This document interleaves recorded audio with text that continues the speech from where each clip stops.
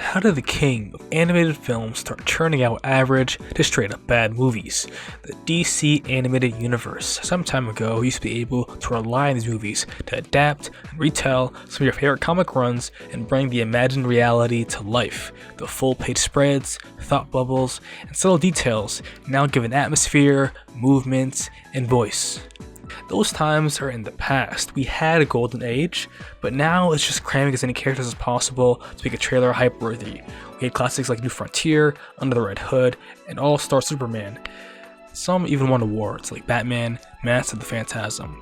These films, along with animated shows like DCAU and Superman the Animated Series, formed a brand that was so strong they knew they could just put out a few movies every year and make bank on Blu-ray sales. I remember my first film was Crisis on Two Earths, and I loved seeing all the different Leaguers and their counterparts. That film was able to tell such a cool and solid story while also delivering on the action and hype. This film made Italian Superman so scary to me. Go over here. I'd remember him for years to come.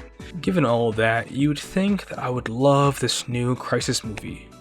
I did not. The new Crisis film takes a lot of what worked in the past in DC films and does nothing with them at all. It strings together multiple timelines and universes with Barry running through them to try to prevent some impending doom, that being a huge wave that destroys everything in the universe, Earth 3 being the first to fall. Now when this happens, it has its cool moments, but because a lot of the scenes are stitched together with other points in time and space, there isn't a consistent build-up to the grand reveal. Furthermore, it suffers a problem of looking cool but feeling empty, which we'll see a lot in this film.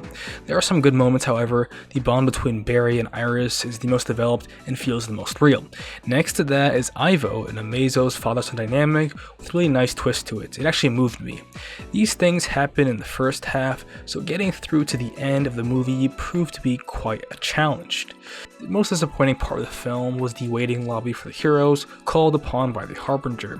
Not only is it clearly just there for DC mega fans to go, but the dialogue was skipped out on and a lot of characters felt shoved in there with no real purpose. Like, who was the Question talking to right now? Why is he here? The most pathetic thing is not only did they steal the Fabricator machine from Secret Wars, a Marvel comic run, that's a thing that gave Spidey his black suit, but they also stole a Black Lightning suit design from someone online. This movie felt like a tax write-off. I mean, the animation was stiff, the editing was sloppy. Oftentimes, it felt like the audio track was either lagging or my video player was messing up, but I went to another site and it still fell off. The scene I hated the most was when Superman met his older self. It's taken from the original comic when you had Superman from the current generation beating the old OG Superman from 1938. This had a huge impact on readers who had either inherited comics from older members of their family or just older fans in general who stuck around with the changes. Seeing the two different Supermen they followed for decades hit hard. Here, there is no backstory, there is no significance, and the worst part is, they could have had it. They could have had all those Supermen we've watched over the years as DC animated fans, from DCAU or from All-Star. Any one of those, they could have taken it and put in this film and it would have had the same impact that had.